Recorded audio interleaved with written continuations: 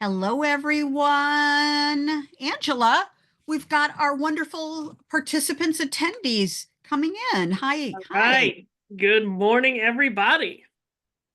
Good We're morning. It's excited. it's morning here. It's morning in California. I have West Coast bias.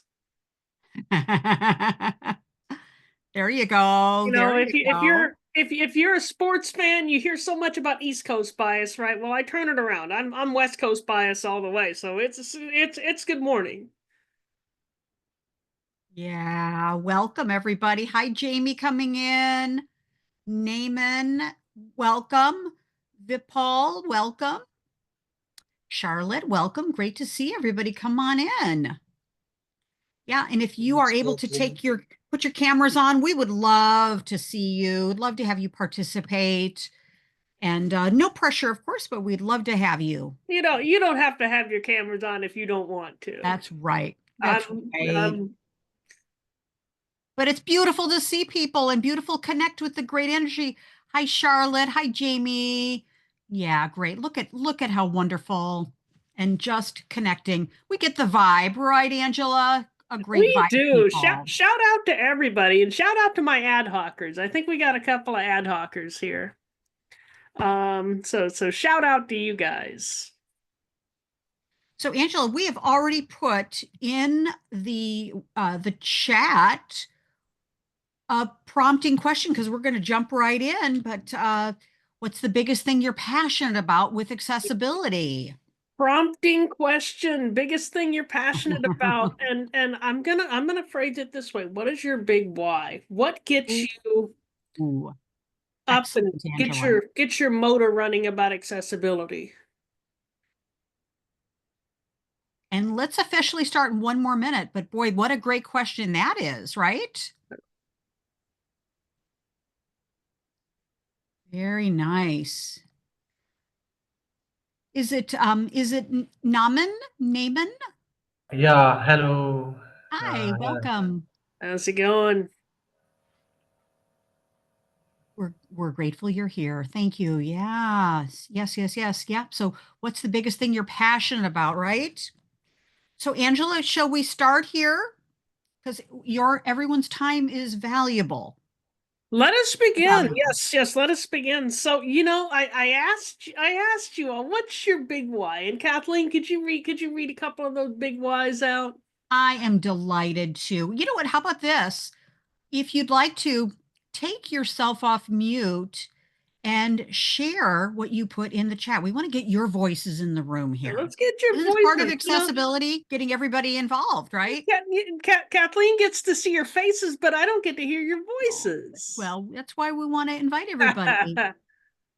Charlotte would love to not we're not putting anybody in the spot, but jump in. What's you had a beautiful post here. Paul, you had a beautiful post in our chat. Yeah. What's your big why?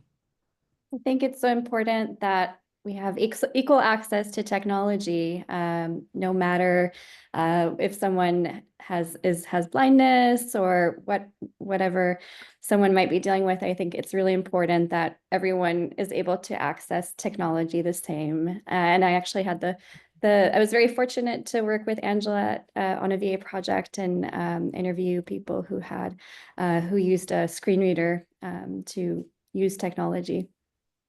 Thank you. Very, very Accessible nice. technology is the great leveler, isn't it? I mean, it truly is, but it's got to be accessible. Very, very nice. Thank you, Charlotte. We're giving you little sparkle fingers here. Jazz hands. Good. Thank you. Yeah. Jamie, you put something in the chat if you're comfortable. Would love to get your voice in the room as well. And Yeah, Naaman, yeah. sure. Yeah, this is Welcome. Jamie. I worked with Angela at VA also. We miss you. Um, Oh, miss you too. True. It's true. Oh God, there's so many reasons, but what I wrote was just like we're holding ourselves back as people by not getting everyone the access that they need to be as independent as they can be. It's Yep. like it's wrong, more than anything, it's just wrong. And working with Angela, um and Charlotte and some other folks, Dan is here too. Um, the amount of pride people take in just being able to use these tools and do what they need to do, like everyone should be able to do that. Yep. Like when we're able to accomplish that, that's amazing, and like we should all be striving for that. And it kind of defeats the purpose, right? You're building this program, and if people Exactly. can't access it, What's the point? exactly, right? Yes, All right. Anybody else? What's your big why? But Paul, you put something in there, and thank you, and big shout Yes, out. yes, Yeah. Kathleen. I just I just put a post that everything should be digitally accessible Mhm. because there are, people are moving towards AI and all everything, and everything is being, digitally part of our life. So coming from even a digital pen, including a digital, everything should be accessible to everybody. It should not be any, restrictions should be added to it. So that's the reason why I am into accessibility, and so that's all. Yep. And you can't get Wonderful. away from technology, can you? It's ubiquitous. Everything you do. Yeah, even people in bathroom take mobile phones with them. Yeah. So this is a digital accessibility, a digital world. Such great insights, Vipal. Thank you. And aren't we, Angela, we're demonstrating accessibility right now by getting everybody's voices in the room and including people. And this is the theme for your program today, Angela, right? Is let's bring the love, huh? It is certainly one of the things I'm going to be talking about. Tease, tease, tease. So anybody else want to chime in? You don't have to. You can if you want. You don't have to. We got some good stuff here.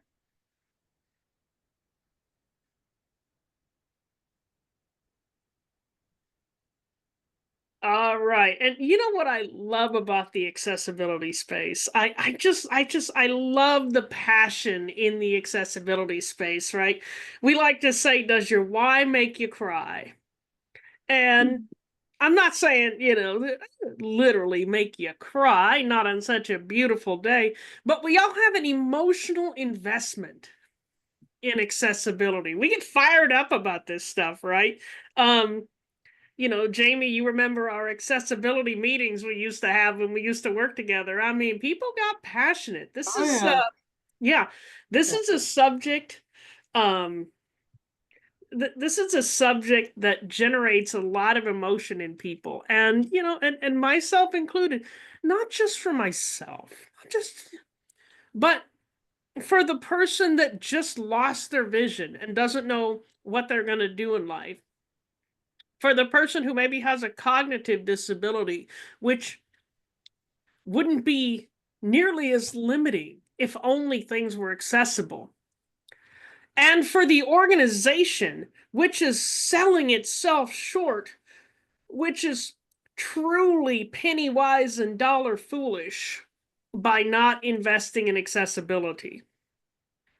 And that's what we want to talk about. How do we take our love and our passion and our fire and spread it throughout the organization? Because as I'm blanking out, the lady who wrote The Hunger Games, Suzanne Collins, as Suzanne Collins says, fire is catching, right?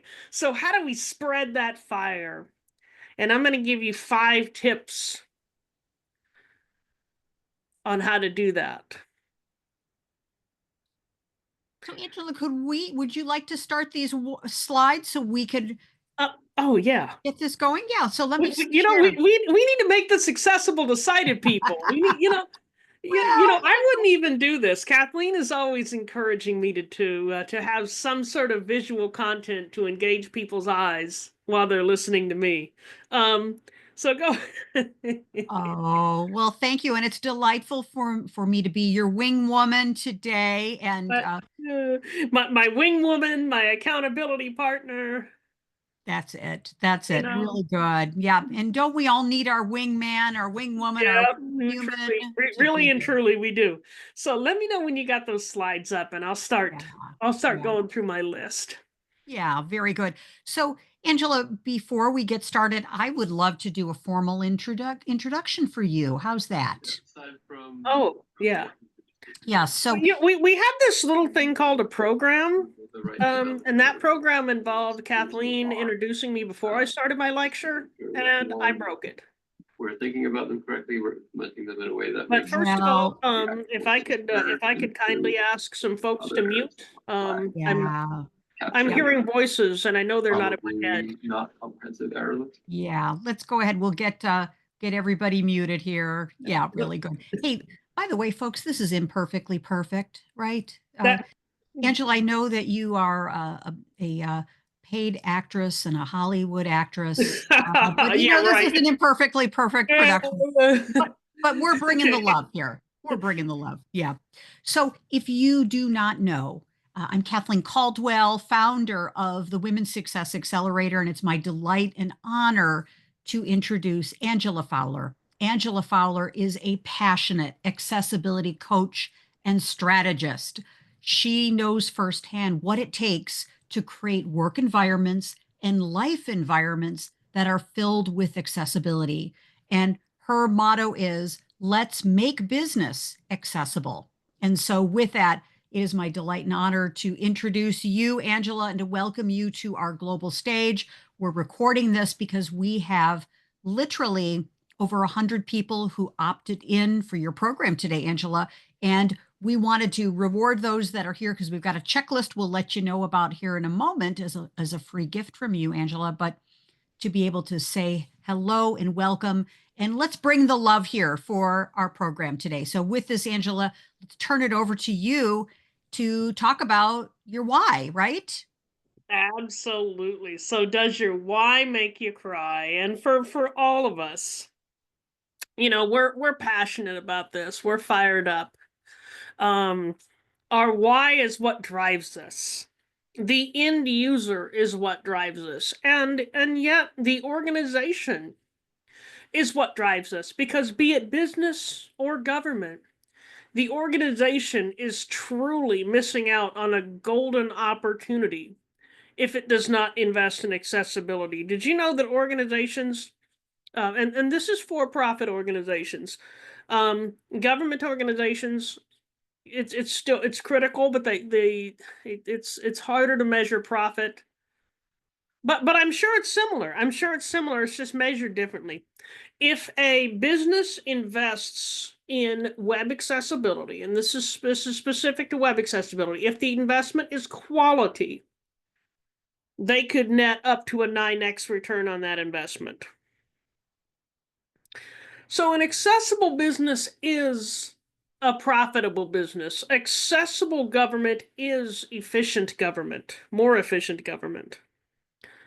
Government that whose services people can access. You know, we build these services and we're so passionate about providing these services to our people. But if the website isn't accessible, if the mobile app isn't accessible, then people can't take advantage of those benefits.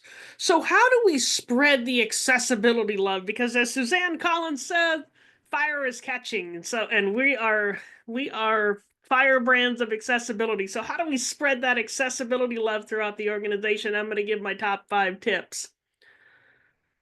The first tip is assume good faith.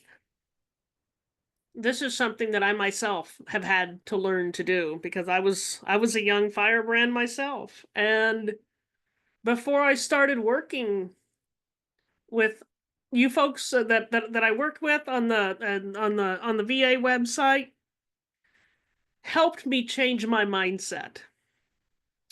Because when I worked before I worked at Ad Hoc, I was frustrated. It was easy for me to fall into the trap of assuming bad faith. Oh, these people don't care, or what's worse, they're discriminating. But that's not the case. In the overwhelming majority of cases, things aren't accessible because A, people don't know, or B, they don't know how to implement accessibility into their processes. So assume good faith.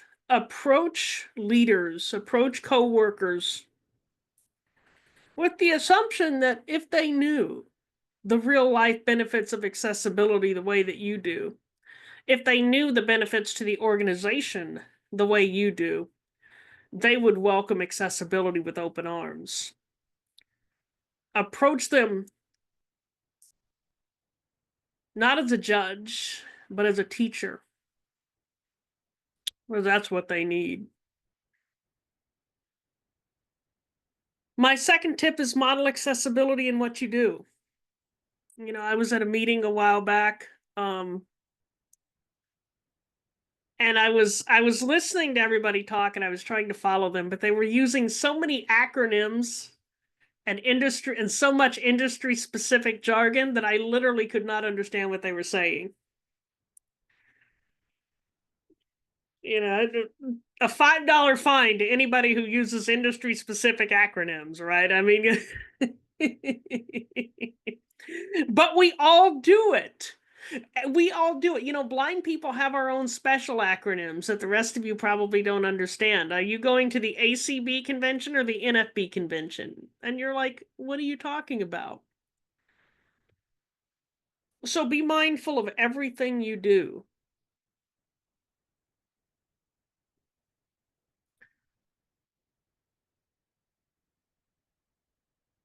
When we speak in clear language, when our slides are supportive and the pertinent information is verbalized, you know, we're modeling accessibility. And once accessibility spreads throughout the culture of an organization, it eventually becomes second nature for people. Thing number 3, and this is a continuation of this, get buy-in from your coworkers, from the rank and file workers. You know, everybody's in technology, so I'll use any sort of a tech company as an example. If you're a designer, and if you're a developer, there are obvious things that you can do to make the platform, the thing, more accessible. You can incorporate accessibility into everything you do. If you're a product leader, you can prioritize accessibility. If you're in HR, you have an excellent opportunity to make accessibility related trainings available, to make sure that the job applications are accessible so that people with disabilities can apply. It doesn't matter what your position is, there is still many things that you can do to promote accessibility within your organization. That's why buy-in from the rank and file is so critical. So to do that, harvest allies. Sometimes it's brick by brick, person by person. Talk to people, teach people. You know, project by project, design by design. Explain why the accessibility of this design, this initiative, this thing is so important. The more allies you have within the organization, the more accessibility champions you have within the organization, the more accessibility is going to happen organically.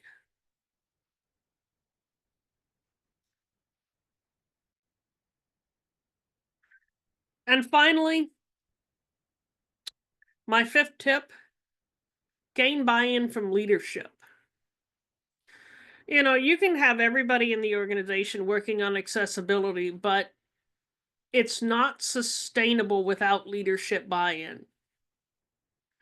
Because once the allies leave, the people take over, there's no guarantee that they too will become allies. So leadership can help with codifying accessibility, giving us platforms, on which to teach it, from which to teach accessibility. Obviously providing funding.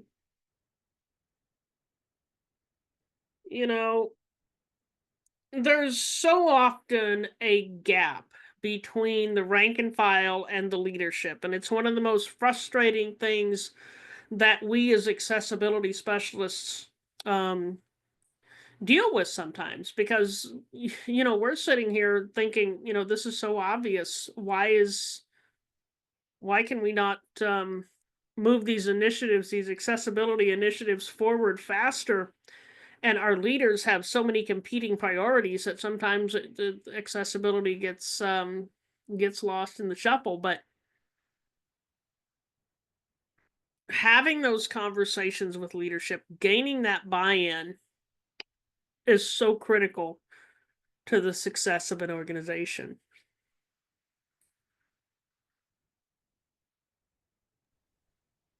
Now, I've got something exciting coming up here in which we're going to delve deeper into all of these things, and we're going to get into some real nuts and bolts strategies. But before I unveil that, does anybody have any questions? And Angela, how about I'd like to also jump in and say we'll take ourselves off the slides here, but what are you finding, to get the conversation going here for a couple moments?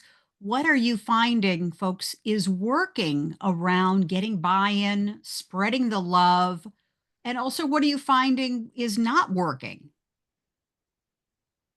Because you're the wealth of experience here.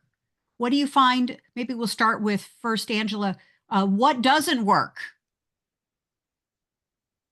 And I think from my experience, demands and pressure, and obviously there are legal and societal constraints, and there's the reality of accessibility, but putting pressure in the guilt trip doesn't really work.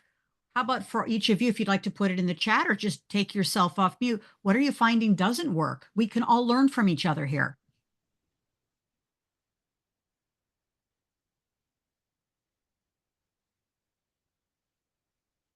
I guess like, Please, oh, yeah, jump in, please, yeah. okay. I guess like you probably need a combination of carrots and sticks. You can Yes. show how like both how it makes the products more usable and how 20% of the population has disabilities and you're cutting them out and you can get this market share or whatever. And also like the law. Right. And both of those things are true. The both those things are true, and the law is actually, that's a much more effective weapon in government spaces, isn't it? I mean, when you get out there in the private sector, it's not, there's a much stronger profit motive, but the legal motive isn't, that there isn't a direct mandate. We don't have those new federal regulations that came down that gave us a legal incentive to become accessible. So, it really depends on your audience. But yeah, like Kathleen said, you know, I I don't know how many of you have children, but when you're trying to force your kid to eat their peas and they don't want to, so they hold the pea in the mouth and they keep, they eventually the little chipmunk cheek gets full. When we hit the law too hard, that's what happens with the people we're trying to get to invest in accessibility, right? So you have to instill want to. Angela, such a great point. And Natalie has her hand raised. Natalie, we would love to hear your perspective on either what doesn't work or what is working right now. Yeah, I was just going to add that I think the good faith bullet point is, I would agree that that's a good way that does work, because what doesn't work is just kind of assuming that the client or the higher ups are on the same level as you, or know that they should be doing this. So kind of going under the assumption that it's a learning experience for them, and teaching them why this is important. And I wrote a whole blog post, and it's going to be the subject of a future webinar, hint, hint, about the top 5 reasons why organizations don't invest in accessibility. And it's not that they don't care. There's a lot of reasons why it doesn't happen. And when we say, oh, these people don't care about accessibility, we're treating the wrong problem. We're treating a problem that doesn't exist. Angela, what do you mean by that? Tell us more about that.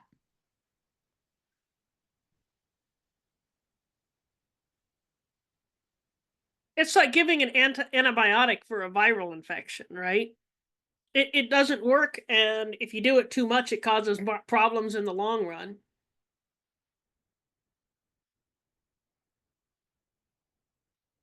If you think the problem is that they don't care, you're going to try to make them care by, emphasis on the law, by,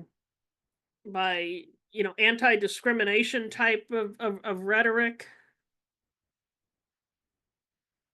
If you understand the real problem, you're going to take a different tact. You're going to answer questions like, how do I prioritize accessibility amidst all the other stuff I got to do? How does an organization overcome the fear of change that is keeping us from investing in accessibility? Inertia, right? Everybody likes to keep doing the same thing that they've been doing. It's easier, it's less scary. We're all human. We're all human here. So by assuming bad faith, we're going to start it causes us to take approaches that aren't effective or counterproductive, and does not address the real issue. Fantastic, Angela. And I think what I'm also hearing, and love to get everyone's voice in the room, what are you finding is working? What also doesn't work, but for sure to humanize the situation. And that, Angela, basically one of the major tenets of your work is to assume good faith, and also to go for the why. What's that big why about why this is important for the person, the department, the division, the company, for clients, customers, the supply chain, and also, Angela, you talk about this quite a bit, is the greater good, to be able to model the way personally and professionally. So important. That's why we use that 4-letter word that is not often used in the workplace, which is love, right, Angela? LOVE. Good. Yeah. It truly is. I mean, that's it. Yeah. So any other points? What are you finding is working out in the world to spread the love about accessibility? What do you find is not working? We'd love to get some best practices and hear from you. Just feel free, raise your hand, jump in, and we'd love to hear your voice. I just jumping in. I saw this done at VA actually, where there was a team of ally specialists who championed accessibility and created a course, and so that really created a sense of motivation and inspiration in everyone else to learn more about accessibility, to know how to test accessibility in the products, and it's a really lovely example, I think, of accessibility done well in an organization. Oh, you're talking about the Champions program. Yes. Yeah. Yeah, because and what that is for those of you that don't know, it is a very easy it's an accessible, it's easy to read, it's easy to follow, it starts you at the very beginning. And teaches you some foundational accessibility principles. So yeah, it was I remember that. It was and it still is a really good program. Well, Angela, we know your commitment to accessibility. Hello, Real Life Access is your company. And would you like to move into, in our remaining short time with our wonderful accessibility experts here, to jump in and talk about this new mastermind league you're creating? So exciting. Absolutely. So Yeah. how many of you want more of this? Raise your hand or clap or something, and Kathleen will tell me how many of you did it. Yes, thank you. Thank you. Thank you. Yeah, put a little heart in the chat. Yes, there you Yeah, go. yeah. I'm not, Thank you, Charlotte. Thank you, Natalie. Yes. usually I'd have Thank people you, come off mute and Evelyn, holler at me, but Jamie. Thank you. Yeah. I got Kathleen here visually interpreting for me, so I don't need to do that. Yeah, thank you, everybody. Yes. So, Angela, we'll jump over to our slides again. And Let's jump over to those slides because I have an exciting, you all want more of this. You want monthly, do you want more you know what I hear a lot as an accessibility specialist, talking to other accessibility specialists, even in a good organization. Gosh, I feel so alone. I feel like I'm the only one doing this. Even if there's accessibility specialists, other accessibility specialists in my organization, I feel like I'm the only one on my team. I need support. I'm coming out with the Real Life Access Mastermind League to provide strategy, to provide support, and to provide something that can elevate your profile as an accessibility specialist, because if you sign up, you will become a founding member. So let me just go through the features. You get access to all my courses. Well, my 4 trademark courses, which are beginner courses based on the 3 categories of accessibility. There's an overview course, and then there's the 3 categories: physical, digital accessibility, and cultural accessibility, which we touched on a little on cultural accessibility when we talked about modeling the way. You get access to all those. Monthly webinars. So every month I'm going to do a webinar on a topic which is specific to people within organizations that are trying to push for accessibility. You can also request topics. If you join the league, you can request topics. But this league is specifically for for how do we advocate? How do we promote accessibility within our organization? I'm going to do a quarterly workshop where I bring somebody in from the outside to talk about hot topics, major trends, things you might not hear anywhere else. We're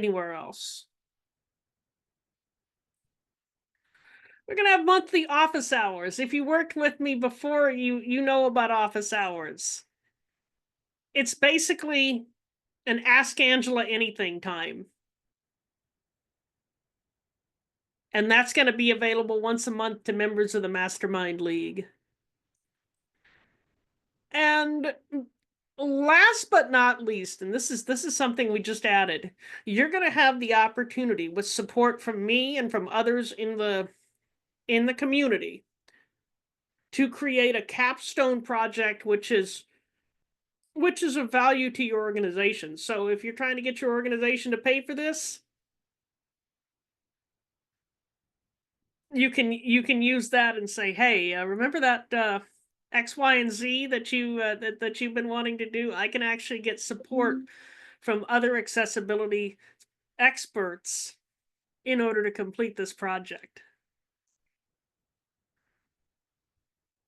And then, of course, there's the community support, right? You don't get me, just me. You do get me.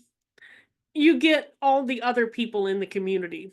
And we're going to have, we're going to figure it out. We're going to have some sort of social media means of interacting and supporting each other. So why should you invest in all this? It truly is a support. It's going to be a support network.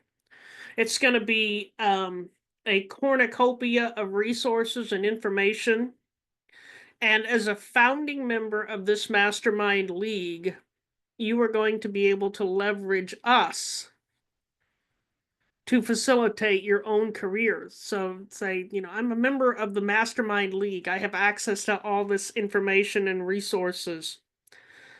I've taken these courses. I know this stuff. I'm a founding member of this.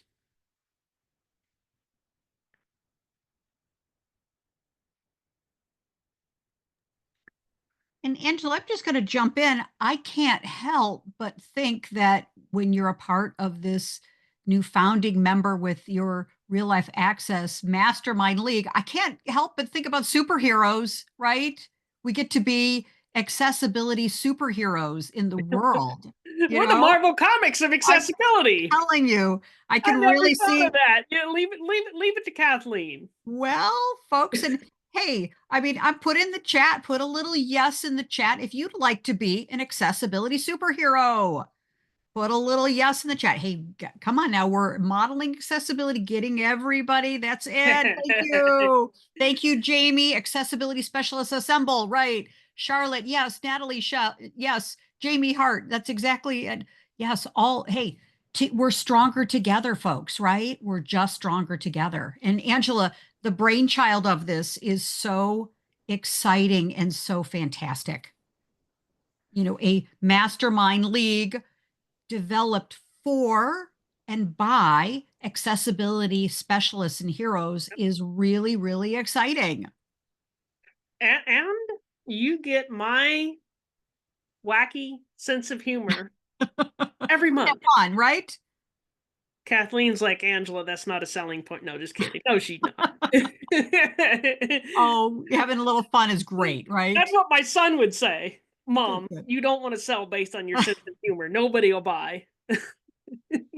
No, disagree. Yeah. So does everybody else. These kids, they don't know what they're talking about. So Angela, I'm going to flip now to what are the next steps? How do people say yes? Because part of this too is, hey, your organization, your corporation, your company that you work for, but also for yourself, to invest in yourself and be able to invest in yourself as a thought leader, as a trailblazer, as a visionary that's in a community with other visionaries is really powerful. And so, Angela, would you like to speak to what the very small investment is for this for 12 months, by the way? Angela, we failed to mention this is a 12 it is 12 months. It is 12 months. And the investment and again, if somebody says yes by Friday, you get access. We're going to have a special webinar. It's going to be next Tuesday at this time. It's going to be a kickoff call. So say yes by Friday, and you'll have access to our special kickoff call founding member webinar, which is going to happen next in 7 days. This coming Tuesday, next Tuesday, whatever you call it. So the investment, you can do it one of two ways. You can invest 4 monthly payments of $750, or you can pay in full and save $500.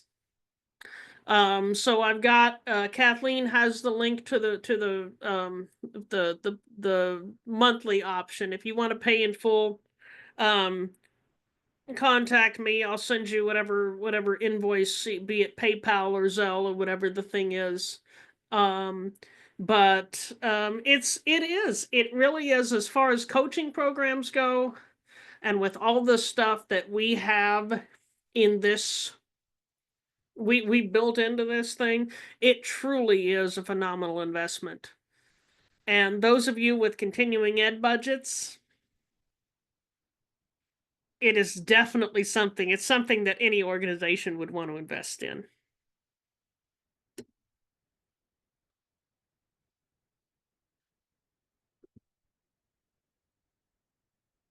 And because you showed up in person, now here's what I want you to do, because I owe you, because you showed up in person, I owe you a bonus. Do we want to stop the recording at this time? Absolutely. And we're Let's going to do stop some the let's Q&A. stop the recording. Yeah, this Yeah. concludes the recorded version of our webinar. Hope you all enjoyed it. Those of you that are here, stay here. Those of you joining via the recording, have an awesome day.